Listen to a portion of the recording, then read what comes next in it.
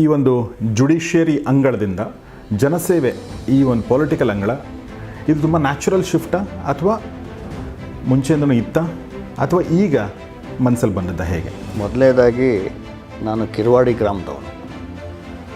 ನಮ್ಮ grand father ತಾತನವರಾದ ರುದ್ರಗೌಡರು ಫ್ರೀಡಮ್ ಫೈಟರ್.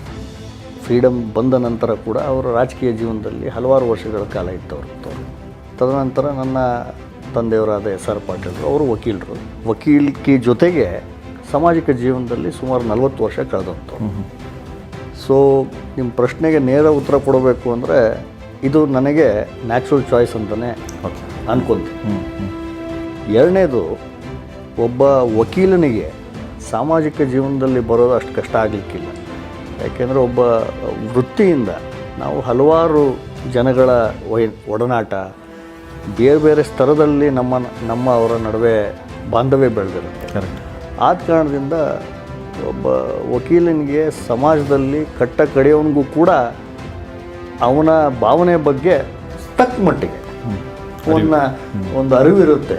ಆದ ಕಾರಣದಿಂದ ಇದು ಎರಡು ಅಂಶ, ಒಂದು ನನ್ನ ಫ್ಯಾಮಿಲಿ ಕಡೆಯಿಂದ ಹಾಗೂ ನನ್ನ ವೃತ್ತಿ ಜೀವನದಿಂದ ಕೂಡ ಇದು ಸಾಮಾಜಿಕ ಜೀವನದಲ್ಲಿ ಬರೋದು ನ್ಯಾಚುರಲ್ ಚಾಯ್ಸ್ ಅಂತಲೇ ಹೇಳ್ಬೋದು.